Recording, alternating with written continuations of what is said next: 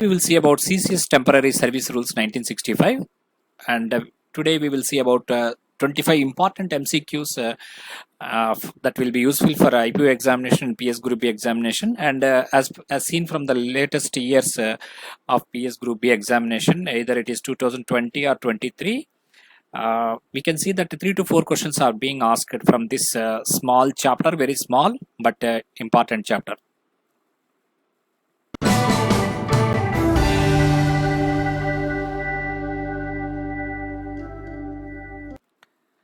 Let us go straight away go to the MCQs. Central Civil Services Temporary Service Rules 1965 have been framed under the proviso to which among the following articles of the Constitution: Article 309, Article 310, Clause 5 of Article 148, Clause Article 21. A. 1 and 2 only. B. 3 and 4 only. C. 1 and 3 only. D. All of the above. Your time starts now. Try to post your answers in the comment section. That way you will remember easily. The answer is 1 and 3 only, that is Article 309 and Clause 5 of Article 148. Next question. Central Civil Service Rules, Temporary Service Rules 1965 came into force on 1st May 1965, 1st June 1966, 1st April 1970, 1st January 1965. The answer is 1st May 1965. Next question. Central Civil Service Rules, Temporary Service Rules 1965 shall apply to who hold a civil post, all civilians paid from defense services estimates, who are employed temporarily in work charged establishments and who have opted for pensionary benefits. All of them. The time starts now. It is CCS Temporary Service Rules 1965 applicable to all of these one who hold the civil post and paid from defense service estimates and employed temporarily in work charged establishments. Next question. CCS Temporary Service Rules 1965 shall not apply to railway servants, government servant not in whole-time employment, government servants paid out of contingencies, all of the above. Time starts now. Not applied to. The answer is it is for all the above. Temporary service rules are not applied. Next question. Appointing authority under CCS Temporary Service Rules 1965 means in relation to a specified post, the authority declared as such under the CCS Conduct Rules 1964, CCS CCA Rules 1965, CCS Pension Rules 1972, Government of India Act. Time starts now. Appointing authority under CCS Temporary Service Rules means the authority declared under CCS CCA Rules 1965. Next question. Temporary service is defined under which section of CCS Temporary Service Rules 1965? Section 1, Section 2, Section 3, Section 4. Temporary service. It is defined under which section? The answer is Section 2, where we find the definitions. The period of notice under CCS Temporary Service Rules 1965 is 3 months, 6 months, 1 month, 2 months. There will be a notice period. That is 1 month notice we have to issue. The services of temporary government servants shall be liable to be termination at any time by a notice in writing given by the government servant to the appointing authority. By the appointing authority to the government servant, either A or B, none of this. So time starts now. Try to post your answer in the comment section. Services of temporary government servants shall be liable to be termination at any point by giving notice either A or B. By it can be the government servant also can give a 1 month notice to the appointing authority, or the appointing authority can give 1 month notice to the government servant. Either of these two are correct. Under CCS Temporary Service Rules 1965, services of any such a government servant may be terminated forthwith, and such a termination the government servant shall be entitled to claim employment in another civil department under Government of India, sum equivalent to the amount of his pay plus allowances for a period by which a notice falls short of 1 month, salary for a period of 1 year with effect from termination, pension under CCS Pension Rules 1972. Time starts now. Once they have been issued, terminated means immediate termination means they will be entitled for sum equivalent to the amount of his pay plus allowances for a period by which notice falls short of 1 month. Next question. Under CCS Temporary Service Rules 1965, central government or any other authority specified by the central government in this behalf or the head of the department, if said authority is subordinate to him, may of its own motion or otherwise reopen the case, and after making such inquiry as it deemed fit, it can confirm the action taken by the appointing authority, withdraw the notice, reinstate the government servant in service, all of the above. The time starts now. So this question is about the reopening of the case. Reopening of the case, they can do, the head of the department. These all things he can do. You can reopen the case and he can confirm the action taken by the appointing authority. He can withdraw the notice. He can reinstate the government servant into service. Next question. Which among the following procedures shall be adopted by the appointing authority while serving notice on the government servant under CCS Temporary Service Rules 1965? The notice shall be delivered or tendered to the government servant in person. Where personal service is not practicable, the notice shall be served on the such government servant by registered post, acknowledgement due at the address of the government servant available with the appointing authority.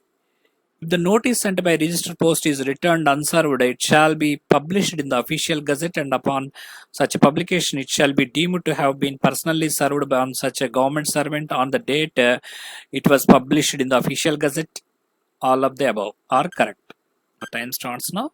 Procedure for to be adopted by the appointing authority to serve notice. It is all of these are correct. That means it can be delivered or tendered in person. In person, you can give. You can. It can. If it is not practicable, then register post acknowledgement you can send. Or if no register post is not served, is unserved, then official gazette upon publication can be. It is deemed to be personally served to the government servant on the date of publication of the official gazette. This is also important. When it will be deemed to be served means on the date on which it is published in the official gazette. Next question. No case decided under CCS Temporary Service Rules 1965 shall be reopened under sub rule 52A after expiry of 1 month, 6 months, 3 months, 15 days. Your time starts now. Reopening of the case we have seen earlier by the authority. In such a case, it shall be within 3 months. It shall be done. If it is done after 3, it cannot be done after 3 months. Reopening can be done within 3 months. Okay, reopened under sub rule only after the expiry of 3 months. It cannot be in such no case decided shall be reopened after 3 months. Okay. Which among the following is not correct with regard to the CCS Temporary Service Rules 1965? The notice shall be delivered or tendered to the government servant in person. The order of termination, which should be passed by the appointing authority, should mention the reasons for such a termination. The period of notice under CCS Temporary Service Rules 1965 is 1 month. The order issued under CCS Temporary Service Rules cannot be reviewed by anyone. Time starts now. Which is the following is not correct? You have to identify. The answer is the order of termination which should be passed by the appointing authority should mention the reasons for termination is not correct. It should not mention the reasons. Okay, remaining things are correct. Okay, in person you can send a notice. It is a 1 month period notice. And it cannot be reviewed by anyone. Okay. Next question. Where a government servant is reinstated in service under CCS Temporary Service Rules 1965, the order of reinstatement shall specify the amount or proportion of pay and allowances, if any, to be given to the government servant for the period of his absence between the date of termination of his services and date of reinstatement. Whether such a said period shall be treated as a period spent on the duty for any specified purpose or purposes. Both A and B, none of this. Your time starts now. The order of reinstatement should specify what? Which are the following? The answer is both A and B. It has to specify the proportion of pay and allowance, and the said period is treated as spent on duty for any specified purpose or not. Next question. If a temporary government servant was terminated from service without 1 month advance notice, the temporary government servant will be eligible for pay and allowance for 3 months, off and pay and allowance for 1 month, pay and allowance for 1 month, not eligible for any pay and allowances. Time starts now. Please post your answer in the comment section. Without 1 month's notice, if advance notice, if he is terminated, then he will be eligible for what? The answer is pay and allowance for 1 month. They will be eligible. The termination of temporary service is mentioned in the Temporary Service Rules 1965 under Rule 2 of CCS Temporary Service Rules 3, 5, 10. Time starts now. Termination of temporary service, it is mentioned in Rule 5. This is important. Next question. Boy service, that is service rendered by the temporary employee before his attaining the age prescribed in Article 358 or 360 of the Civil Service Regulations as amended will be allowed to count for the limited purpose of computing 2 years for the issue of declaration of quasi-permanency. For the limited purpose of computing 3 years for the issue of declaration of quasi-permanency. For the limited purpose of computing 5 years of issue of declaration of quasi-permanency, none of these. Try to post your answers in the comments section. Boys service means service rendered before attaining 18 years of age. It will be limited for purpose of computing the 3 years for the issue of declaration of quasi-permanency.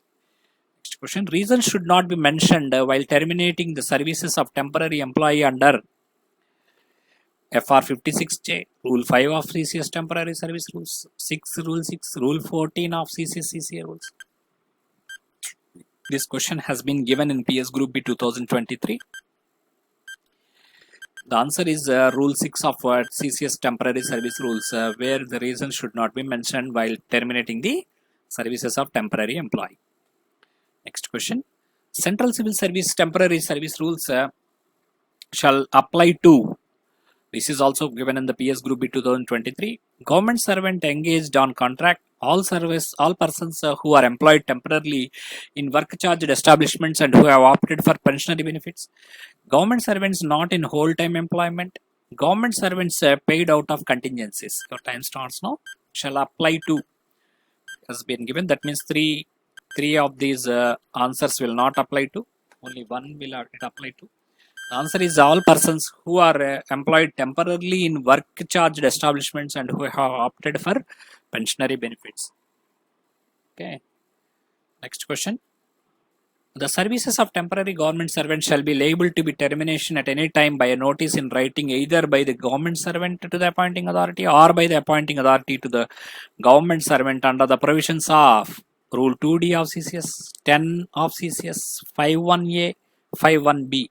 Your time starts now. This is also given in PS Group B 2023 exam. The answer is they have given 4 questions from this PS Group B from this chapter 5.1a of CCS Temporary Service Rules, and this chapter is very small chapter. Once a notice is issued to temporary employee under 5.1 of CCS Temporary Service Rules, he has to sign the charge report on the expiry of notice period. He has to get himself formally relieved on the due date. The question of formally relieving him on the due date does not arise. He stands relieved with immediate effect. Time starts now. The answer is question of formally relieving him on due date does not arise. Next question. A termination order passed by the appointing authority under Rule 5 of CCS Temporary Service Rules should not mention reasons for such termination, any direction regarding pay and allowances, name of the appointing authority, all of the above. Time starts now. Termination order passed by the appointing authority should not mention. It should not mention the reasons for termination. Next question. Which of the following benefits is payable to temporary government servant under CCS Temporary Service Rules 1965 who retires on superannuation? It is given in 2020 PS Group B examination. Superannuation pension, gratuity, cash equivalent of salary for leave up to 300 days, all of the above. The answer is all of the above. Next question. The provisions of Rule 10 of CCS Temporary Service Rules 1965 shall apply to the central government servant appointed on or before 36/2004, 31/12/2003, 31/3/2004, 31/1/2004. Time starts now. This is given in PS Group B 2020. Rule 10. It is applicable 31/12/2003 before. Next question. The period of notice under Rule 6 of CCS Temporary Service Rules 1965 for termination of temporary service on account of physical unfitness is 3 months, 6 months, 1 month, termination without any notice. Your time starts now. Period of notice under Rule 6 for termination of temporary service on account of physical unfitness. It can be terminated without any notice. Okay. Next question. What is the amount up to which the payment of death cum retirement gratuity can be made in favor of a minor to his or her guardian in the absence of natural guardian without production of any formal guardianship certificate under CCS Temporary Service Rules? 5,000, 10,000, 25,000, no amount can be paid without guardian certificate. Time starts now. Without guardianship certificate, how much amount can be paid as death cum retirement gratuity in favor of minor in the absence of natural guardian? The answer is 5,000. So these are the important 26 questions. Thank you. Subscribe to Career Boost.